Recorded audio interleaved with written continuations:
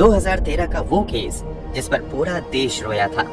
आपने अब तक हैवानियत की दर्जनों दास्तान सुनी होगी, लेकिन जो सच्ची कहानी आज आपको हम सुनाने जा रहे हैं उसे सुनकर आप भी सिहर जाएंगे, अपने आंसू नहीं रोक पाएंगे। 2013 में घटी इस घटना पर तब लगभग पूरा देश रोया था। इस केस की सुनवाई के दौरान मामले की पैरवी कर रहे वकील ने इस अपराध को महिला जाति के साथ की गई अब तक की सबसे बड़ी हैवानियत करार दिया था।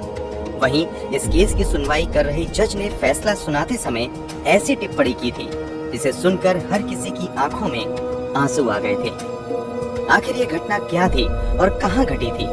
इस केस की सुनवाई के दौरान जज ने क्या टिप्पणी की थी? इस केस में और क्या कुछ हुआ था? चलिए जानते हैं सब कुछ सिलसिलेवार तरीके से इस वीडियो में। तारीख थी 1 मई 2013। वैसे तो ये तारीख अधिकतर लोगों के लिए आम दिनों की ही तरह थी, मगर दिल्ली के नरेला में रहने वाली प्रीति राठी के लिए ये दिन बेहद खास था। आज पहली बार प्रीति दिल्ली के बाहर जा रही थी। पहली बार घर छोड़कर बाहर जाने की वजह से मन में थोड़ी घबराहट भी थी, लेकिन खुशी भी थी, क्योंकि प्रीति ने वो कारनामा किया था जिस पर उसके पूरे परिवार को नाज था। दरअसल 23 साल की प्रीति राठी ने दिल्ली से ही नर्सिंग की पढ़ाई की थी। पढ़ाई पूरी करने के बाद वो मिलिट्री हॉस्पिटल में नर्स बनना चाहती थी। इसके लिए उसने तैयारी भी शुरू कर दी थी। इसी दौरान इंडियन नेवी में नर्स की वैकेंसी निकली। प्रीति राठी ने भी इस जॉब के लिए अप्लाई किया और एग्जाम में शामिल हुई और सफल भी हुई। प्रीति नेवी में बतौर नर्सिंग ऑफिसर सिलेक्ट कर ली गई। अब सभी कागजी कार्यवाही पूरी हो चुकी थी और अब प्रीति को मुंबई के कोलाबा में स्थित नौसेना ऑफिस में रिपोर्ट करना था और उसे INS मुंबई में बतौर सेकंड लेफ्टिनेंट ड्यूटी ज्वाइन करनी थी। इसी वजह से प्रीति मुंबई जा रही थी। चूंकि परिवार की बेटी पहली बार दिल्ली से बाहर जा रही थी, इसलिए प्रीति को मुंबई तक छोड़ने पिता अमर सिंह राठी, चाचा विनोद कुमार दहिया और चाची सुनीता दहिया भी साथ में जा रहे थे। इन सभी को गरीब रथ एक्सप्रेस से मुंबई के बांद्रा स्टेशन पर पहुंचना था।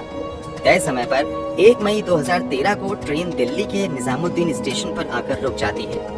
ट्रेन रुकते ही प्रीति अपने परिवार वालों के साथ जल्दी से ट्रेन में सवार हो जाती हैं और सभी अपनी अपनी सीट पर बैठ जाते हैं और ट्रेन अपनी मंजिल की तरफ बढ़ चलती है। इस ट्रेन में काफी भीड़ भाड़ थी।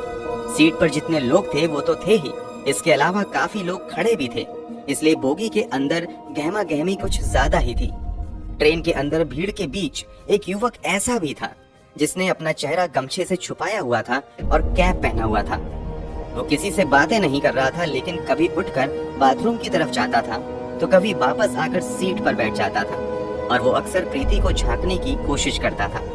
ये बात प्रीति के परिवार वालों ने भी नोटिस की थी और वो कुछ ज्यादा ही सतर्क हो गए थे। खैर, भीड़ भाड़ और गहमा गहमी के बीच सभी लोग लगभग सो गए। रात यूं ही गुजर जाती है। सुबह होते ही सभी लोग उठ जाते हैं और इधर ट्रेन भी अपनी मंजिल की तरफ तेजी से बढ़ते हुए मुंबई पहुंच जाती है। अब तारीख बदलकर 2 मई 2013 हो चुकी थी। प्रीति और उसके परिवार वालों को बांद्रा टर्मिनल पर उतरना था। सुबह के 8:05 पर ट्रेन बांद्रा स्टेशन पहुंच जाती है और प्रीति, उसके पिता, चाचा और चाची सभी ट्रेन से उतर जाते हैं। यहाँ से अब सभी अपनी अगली मंजिल की तरफ बढ़ना शुरू कर देते हैं। ट्रेन से उतरने के बाद प्रीति थोड़ी थकी हुई महसूस कर रही थी, इसलिए वो थोड़ा धीरे धीरे चल रही थी, जबकि प्रीति के पिता और उसके चाचा चाची प्रीति से कुछ कदम आगे चल रहे थे। जब प्रीति ने देखा कि वो चलने में अपने पिता और चाचा चाची से काफी पीछे हो गई है, तो वो भी अपने कदम को तेजी से बढ़ाना शुरू कर देती है ताकि वो उन लोगों के पास पहुंच सके।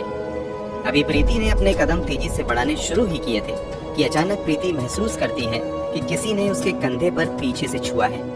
प्रीति के कदम अचानक रुकते हैं और वो पीछे मुड़कर देखती है कि किसने उसे छुआ है। प्रीति जैसे ही अपना चेहरा पीछे करती है, उसे वही लड़का दिखता है जो अपने चेहरे को गमछे से छिपाकर उसकी बोगी में ही बैठा हुआ था और लगातार उसे देखने की कोशिश कर रहा था। उसे देखने के बाद प्रीति कुछ समझ पाती उससे पहले ही वो नकाबपोश लड़का एक डब्बा निकालता है और अगले ही पल उस डब्बे में से कुछ प्रीति के चेहरे की तरफ फेंकता है। जैसे ही वो फेंकी गई चीज प्रीति के चेहरे पर पड़ती है, अचानक प्रीति दहाड़े मारकर चिल्लाना शुरू कर देती है।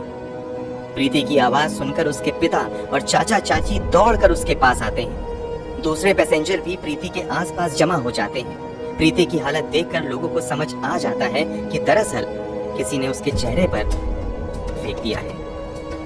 प्रीति के पिता और चाचा चाची जैसे ही प्रीति को संभालने की कोशिश करते हैं, एसिड के कुछ छींटे प्रीति के कपड़ों से उनके हाथों पर भी लगते हैं और उन लोगों के भी हाथों में जलन शुरू हो जाती है। फिर भी वो सभी अपने दर्द को भुलाकर प्रीति को संभालने में लग जाते हैं। प्रीति के पिता और चाचा तुरंत उसे उठाते हैं और स्टेशन मास्टर के ऑफिस में लेकर चले जाते हैं। क्योंकि प्रीति काफी तकलीफ में थी और जख्म काफी गहरा लग रहा था, इसलिए रेलवे अधिकारी तुरंत प्रीति को दूसरे अस्पताल भेजने की तैयारी शुरू कर देते हैं। स्टेशन से सभी घायलों और प्रीति को भाभा हॉस्पिटल के लिए भेज दिया जाता है, लेकिन प्रीति की हालत बहुत ज्यादा गंभीर थी, इसलिए उसे भाभा हॉस्पिटल की बजाय पास के ही गुरु नानक हॉस्पिटल में भर्ती करवाया जाता है। उधर वो नकाबपोश लड़का प्रीति पर एसिड फेंकने के बाद भागने लगता है। तभी प्रीति की चीख सुनकर ठीक प्रीति के नजदीक खड़े समीर शेख नाम का एक युवक तुरंत उस डब्बे को उठाकर समझने की कोशिश करता है कि अचानक से हुआ क्या है। तभी डिब्बे से एसिड समीर के हाथों पर भी गिरता है। वो तुरंत डब्बा नीचे फेंकता है और समझ जाता है कि इस लड़की पर एसिड अटैक हुआ है और वो तेजी से उस नकाबपोश व्यक्ति के पीछे भागना शुरू कर देता है। साथ ही चिल्लाता है, सलीम, सलमान, उसे पकड़ो, पकड़ो। दरअसल सलीम और सलमान भी समीर के साथी थे, इसलिए समीर को जब ये एहसास होता है कि लड़की पर एसिड अटैक हुआ है तो वो नकाबपोश के पीछे भागना शुरू कर देता है। साथ ही अपने दोनों जानने वालों को भी उस नकाबपोश लड़के को पकड़ने के लिए कहता है। वो लोग भी उस नकाबपोश का पीछा करने लगते हैं, लेकिन कुछ ही पलों में वो नकाबपोश उन सभी को चकमा देकर भाग जाने में कामयाब हो जाता है। समीर शेख, सलीम और सलमान, ये तीनों नाम याद रखिएगा, क्योंकि इस केस में इन तीनों ने आगे महत्वपूर्ण भूमिका निभाई थी। प्रीति को गुरु नानक हॉस्पिटल में एडमिट करवा दिया जाता है, जहां उसका ट्रीटमेंट शुरू हो जाता है, जबकि प्रीति के पिता, चाचा, चाची और समीर शेख को भी भाभा हॉस्पिटल ले जाया जाता है। इधर पुलिस मौके पर पहुंचकर स्पॉट पंचनामा बनाना शुरू कर देती है। समीर के जख्म ज्यादा गहरे नहीं थे, इसलिए उसे हॉस्पिटल से कुछ ही देर बाद छुट्टी मिल जाती है और उसे पुलिस वापस घटना स्थल पर लेकर आती है और उसके बयान के आधार पर पंचनामा दर्ज करना शुरू कर देती है। इसके अलावा पुलिस वहां से सबूत भी इकट्ठे करती है। चूंकि प्रीति को भाभा हॉस्पिटल ले जाने के लिए कहा गया था, लेकिन उसकी हालत ज्यादा गंभीर थी, इसलिए जल्दबाजी में गुरु नानक हॉस्पिटल ले जाया गया था। लेकिन समस्या ये थी कि गुरु नानक हॉस्पिटल में बर्न यूनिट नहीं था और वहाँ कई अन्य सुविधाओं की भी कमी थी, इसलिए कुछ देर के बाद प्रीति को गुरु नानक हॉस्पिटल से मसीना हॉस्पिटल रेफर कर दिया जाता है। मसीना हॉस्पिटल पहुंचते ही प्रीति का इलाज शुरू होता है। इधर पुलिस भी प्रीति का बयान दर्ज करने के लिए मसीना हॉस्पिटल पहुंचती है, लेकिन जख्म इतना गहरा हुआ था कि प्रीति की आवाज जा चुकी थी। प्रीति का चेहरा पूरी तरीके से जल चुका था, साथ ही उसके गर्दन पर भी गंभीर घाव हुए थे। इस कारण प्रीति का बयान दर्ज नहीं किया जा सका। प्रीति के शरीर पर जरूर गहरे जख्म हुए थे, मगर प्रीति का हौसला अभी टूटा नहीं था और वो पूरे जज्बे और हिम्मत से लड़ रही थी। अब प्रीति चाहकर भी कुछ नहीं बोल पा रही थी, तो उसने हाथों से लिखने का इशारा किया। इसके बाद प्रीति को पेन और पेपर दिया गया। प्रीति लिखकर डॉक्टर और अपने माता पिता से बात करने लगी। इस एसिड अटैक की खबर मीडिया में भी फैल चुकी थी और धीरे धीरे ये खबर अखबारों और टेलीविजन की सुर्खियां बनने लगी। देखते ही देखते देश भर में ये मुद्दा छा गया। लोग इस एसिड अटैक के खिलाफ सड़कों पर उतरने शुरू हो गए और देश के कई हिस्सों में विरोध प्रदर्शन किया गया और जल्द से जल्द प्रीति के गुनहगारों को गिरफ्तार करके सजा देने की मांग शुरू की गई। पुलिस पर भी भारी दबाव था कि वो तुरंत अपराधी को गिरफ्तार करे, लेकिन समस्या ये थी कि अपराधी का कहीं से कोई क्लू नहीं मिल रहा था। हालांकि घटना के समय स्टेशन पर मौजूद कुछ गवाहों के बयान के अनुसार अपराधी का स्केच पुलिस ने तैयार करवा लिया था और अपराधी की तलाश शुरू हो गई थी, मगर पुलिस के हाथ खाली थे। इसी बीच 4 मई 2013 को पवन कुमार नाम का एक लड़का प्रीति की बहन तन्नू को फोन करता है और प्रीति के बारे में पूछता है कि वो कैसी है। पवन कुमार बीटेक का स्टूडेंट था और प्रीति से उसकी पुरानी जान पहचान थी। इस बात की जानकारी तन्नू अपने पिता अमर सिंह राठी को देती है और अमर सिंह जांच कर रहे पुलिस अधिकारियों को भी इस बात की जानकारी देते हैं कि पवन कुमार नाम के एक लड़के ने फोन करके प्रीति का हालचाल पूछा है। ये जानकारी हाथ लगने के बाद पुलिस वो स्केच जो गवाहों के बयान के आधार पर बनाया गया था प्रीति को दिखाती है और प्रीति से पूछती है कि क्या तुम इन्हें पहचानती हो। जवाब में प्रीति बोर्ड पर 3 नाम लिखती है, सत्यम, अंकुर और पवन कुमार। प्रीति के अनुसार स्केच में दिख रहा लड़का इन तीनों में से कोई एक था। क्योंकि प्रीति ने भी पवन कुमार का नाम लिया और पवन कुमार ने फोन करके प्रीति का हालचाल जाना था, इसलिए पुलिस अनुमान लगाती है कि शायद पवन कुमार ने ही प्रीति पर एसिड फेंका होगा और वो जानना चाह रहा होगा कि प्रीति जिंदा है या मर गई। इसलिए पवन कुमार को शक के दायरे में लेते हुए पुलिस जांच शुरू कर देती है और तुरंत पवन कुमार की तलाश में लग जाती है। कुछ दिनों की खोजबीन के बाद 9 मई 2013 को पुलिस पवन कुमार को गिरफ्तार कर लेती है। इस गिरफ्तारी की खबर के बाद लोगों का गुस्सा और भड़क जाता है और वो जल्द से जल्द अपराधी को कड़ी से कड़ी सजा दिलवाने की मांग करना शुरू कर देते हैं। लोग प्रीति के जल्द से जल्द स्वस्थ होने की भी दुआएं कर रहे थे, मगर प्रीति की हालत दिन प्रतिदिन बिगड़ती ही जा रही थी। मसीना हॉस्पिटल में आए हुए उसे कई दिन हो चुके थे और यहाँ प्रीति की कई सर्जरी भी की गई थी, मगर हालात सुधरने की बजाय बिगड़ते ही जा रहे थे। प्रीति के इंटरनल ऑर्गन्स धीरे धीरे काम करना बंद कर रहे थे। मसीना हॉस्पिटल के डॉक्टर को लगने लगा कि प्रीति की हालत ज्यादा गंभीर हो रही है, तो उन्होंने तुरंत प्रीति को रेफर करते हुए बॉम्बे हॉस्पिटल भेज दिया ताकि बेहतर इलाज मिल सके।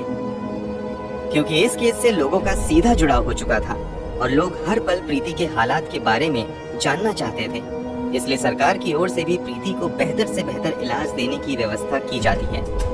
जैसे ही प्रीति को बॉम्बे हॉस्पिटल लाया जाता है, देश के टॉप स्पेशलिस्ट डॉक्टरों की टीम बनाई जाती है और उन्हें ही प्रीति की इलाज का जिम्मा दिया जाता है। लाख कोशिशों के बावजूद यहाँ भी हालात सुधरने की बजाय बिगड़ते ही जाते हैं और प्रीति वेंटिलेटर सपोर्ट पर चली जाती है। फिर भी डॉक्टर हार नहीं मानते हैं और प्रीति की जान बचाने की हर संभव कोशिश करते रहते हैं। एसिड अटैक को हुए लगभग 2 महीने हो चुके थे और प्रीति अब भी हालात से लड़ रही थी, लेकिन अंततः 1 जून 2013 को दिल की धड़कन रोकने की वजह से प्रीति इस दुनिया को छोड़कर चली जाती है। प्रीति की मौत की खबर से देश में गम और गुस्से की लहर दौड़ जाती है। हर कोई प्रीति के जाने से सदमे में था। प्रीति की मौत के बाद पोस्टमार्टम किया जाता है और उसके शव को अंतिम संस्कार के लिए दिल्ली लाया जाता है, लेकिन प्रीति के घर वाले मामले की सीबीआई जांच की मांग करते हुए अंतिम संस्कार करने से मना कर देते हैं और प्रीति के शव के साथ ही एक प्रदर्शन रैली निकाली जाती है। अंत में सरकार की ओर से सीबीआई जांच का आश्वासन मिलने के बाद पूरे राजकीय सम्मान के साथ प्रीति का अंतिम संस्कार किया जाता है। प्रीति की मौत और अंतिम संस्कार के बाद हर किसी की एक ही मांग थी कि जल्द से जल्द प्रीति के कातिलों को कड़ी से कड़ी सजा दिलवाई जाए। पुलिस ने भी पवन कुमार नाम के एक लड़के को गिरफ्तार कर लिया था, लेकिन समस्या ये थी कि पवन कुमार के खिलाफ किसी भी तरह का सबूत नहीं मिल रहा था। रेलवे पुलिस भी अब तक पवन कुमार के खिलाफ कोई सबूत नहीं ढूंढ पाई थी। इसी बीच प्रीति के पिता अमर सिंह राठी अपने स्तर से पता लगवाते हैं तो ये बात सामने आती है कि 2 मई 2013 यानी घटना वाले दिन पवन कुमार मुंबई में था ही नहीं, बल्कि वो रोहतक में था। बाद में पुलिस भी पवन कुमार के फोन का लोकेशन हिस्ट्री निकलवाती है तो पता चलता है कि घटना वाले दिन पवन कुमार वास्तव में रोहतक में था। पुलिस की बजाय प्रीति के पिता द्वारा ये पता लगाना कि पवन कुमार उस दिन रोहतक में था, पुलिस की बड़ी नाकामी थी और ये इस बात का भी संकेत था कि पुलिस इस घटना की जांच सही तरीके से नहीं कर रही है। इसलिए प्रीति के पिता कोर्ट में एक रिट पिटीशन फाइल करते हैं और सीआईडी मुंबई से जांच की मांग करते हैं। कोर्ट ये मांग मान लेता है और मामले की जांच सीआईडी मुंबई को दे दी जाती है। केस हाथ में आते ही सीआईडी मुंबई जांच के सिलसिले में सबसे पहले प्रीति राठी के घर जाती है और कुछ जानकारी जुटाना शुरू कर देती है। सीआईडी के अधिकारी प्रीति के कुछ नजदीकी रिश्तेदारों से भी पूछताछ करते हैं। रिश्तेदारों से पूछताछ के दौरान एक रिश्तेदार पुलिस वालों को बताती है कि पड़ोस में ही रहने वाला अंकुर पवार नाम का एक लड़का प्रीति से एक तरफा प्यार करता था। उसने प्रीति को प्रपोज भी किया था, लेकिन प्रीति ने साफ मना कर दिया था। इसके अलावा अंकुर पवार प्रीति से ही शादी करने की जिद कर रहा था, लेकिन प्रीति ने इस प्रस्ताव को भी ठुकरा दिया था। प्रीति के एक रिश्तेदार के मुताबिक इसी के बाद अंकुर ने प्रीति को अंजाम भुगतने की धमकी दी थी। पुलिस के लिए ये एक बड़ा क्लू था। पुलिस तुरंत अंकुर का पता लगाती है और उसे पूछताछ के लिए बुलाया जाता है। पुलिस अंकुर से पूछती है कि 1 मई 2013 को तुम कहाँ थे? इस पर अंकुर ठीक ढंग से जवाब नहीं दे पाता है और तुरंत अपने बयान बदलने लगता है। इसके अलावा पुलिस को ये भी नजर आता है कि अंकुर के दोनों हाथों पर जख्म के निशान हैं। ये जख्म वैसे ही थे जैसा कि एसिड से जलने पर होता है। अंकुर द्वारा बार बार बयान बदले जाने और अंकुर के हाथों पर जख्म के निशान देखकर पुलिस का शक और गहरा हो जाता है और वो अंकुर को पूछताछ के लिए 17 जनवरी 2014 को मुंबई लेकर आ जाती है। मुंबई लाकर उससे कुछ और पूछताछ की जाती है और कुछ ही समय की पूछताछ में ये साफ हो जाता है कि एसिड फेंकने वाला व्यक्ति कोई और नहीं बल्कि यही अंकुर पवार था। पुलिस तुरंत अंकुर को गिरफ्तार कर लेती है और उसके मेडिकल एग्जामिनेशन के लिए जेजे हॉस्पिटल भेज देती है। हॉस्पिटल से आने के बाद पुलिस अंकुर से पूछताछ शुरू करती है। पूछताछ में अंकुर बताता भी है कि दरअसल वो प्रीति को पसंद करता था और उससे ही शादी करना चाहता था, लेकिन प्रीति ने मना कर दिया था। इसी से वो काफी चिढ़ा हुआ था। इधर प्रीति ने इंडियन नेवी में भी नौकरी हासिल कर ली थी, जबकि अंकुर बेरोजगार बैठा हुआ था। इस कारण अंकुर के घर वाले उसे ताना देने लगे थे। इससे भी अंकुर को प्रीति से काफी जलन होने लगी थी। इसी के बाद अंकुर ने तय कर लिया था कि वो प्रीति को सबक सिखाएगा। प्रीति ने नेवी में नौकरी हासिल की है, इस बात की जानकारी आसपास के लोगों को भी लग चुकी थी और लोग ये भी जान चुके थे कि 1 मई को प्रीति मुंबई जाएगी। अंकुर को भी इस बात की जानकारी हो चुकी थी, इसीलिए वो ट्रेन में सवार हुआ था। अंकुर ट्रेन के अंदर ही प्रीति पर एसिड फेंकना चाहता था, लेकिन ट्रेन के अंदर भीड़ काफी ज्यादा थी और ऊपर से अंकुर लगातार ट्रेन में प्रीति को घूर रहा था। इस कारण उसके माता पिता कुछ ज्यादा ही सतर्क हो गए थे, इसलिए ट्रेन के अंदर अंकुर को प्रीति के ऊपर एसिड फेंकने का मौका ही नहीं मिल पाया।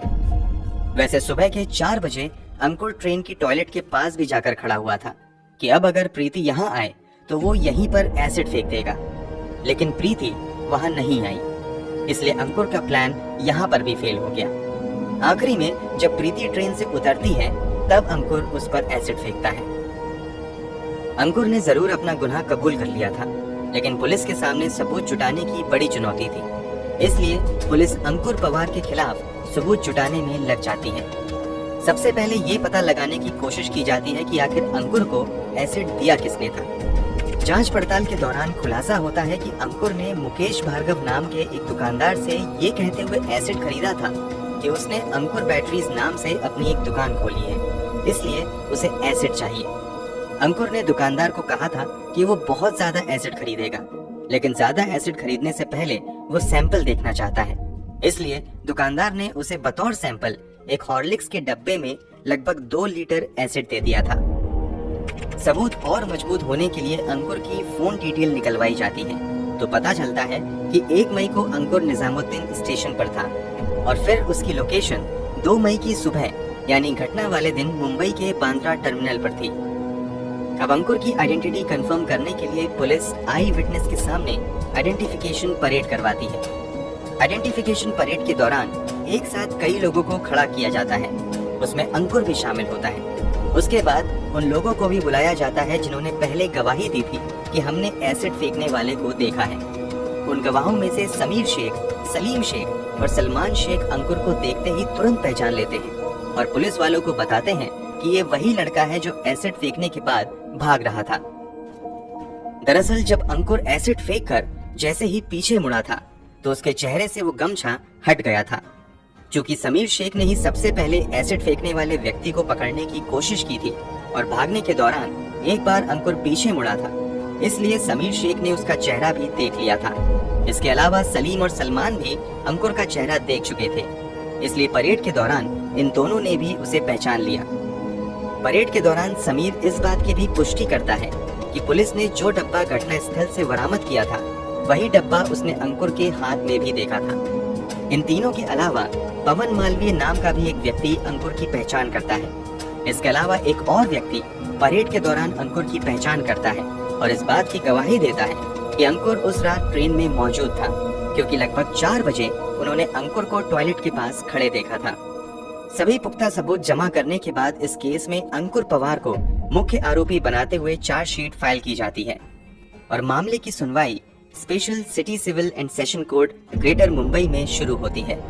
ये जानकर आपका खून खौल जाएगा कि जब अंकुर को सुनवाई के लिए कोर्ट में लाया जाता है तो वो अक्सर मुस्कुराते हुए आता है। कई बार वो मुस्कुराते हुए विक्ट्री साइन दिखाता था।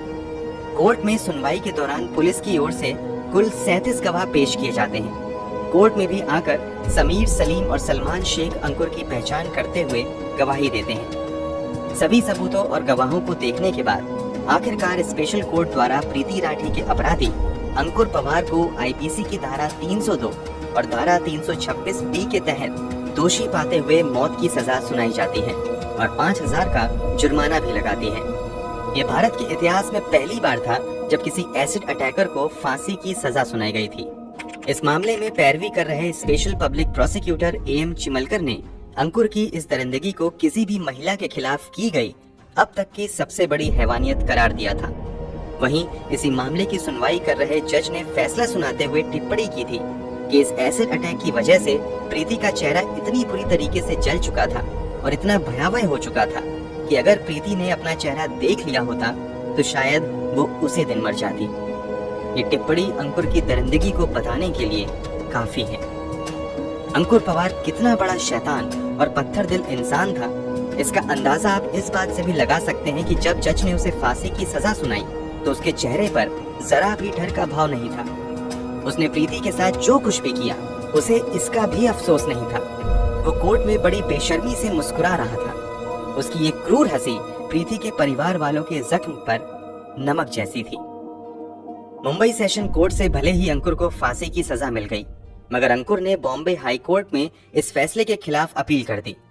हाई कोर्ट में इस मामले की सुनवाई जस्टिस वीपी धर्माधिकारी और जस्टिस पीडी नायक कर रहे थे। इस मामले की लंबी सुनवाई के बाद जून 2019 में बॉम्बे हाई कोर्ट ने सेशन कोर्ट के फांसी के फैसले को उम्र कैद में बदल दिया। वैसे जिस दर्द से प्रीति गुजरी थी और जिस दर्द से प्रीति के माता पिता को गुजरना पड़ा, उस दर्द के सामने शायद उम्र कैद की सजा तो क्या, फांसी की सजा भी कम ही होती। दोस्तों, इस वीडियो के बारे में आपकी क्या राय है, कमेंट बॉक्स में जरूर बताएं। वीडियो को लाइक और शेयर जरूर करें। अगर आपने अब तक इस चैनल को सब्सक्राइब नहीं किया है तो जाने से पहले चैनल को सब्सक्राइब जरूर कर लें, ताकि हम लगातार इस तरह की वीडियोस आपके लिए लाते रहें। धन्यवाद।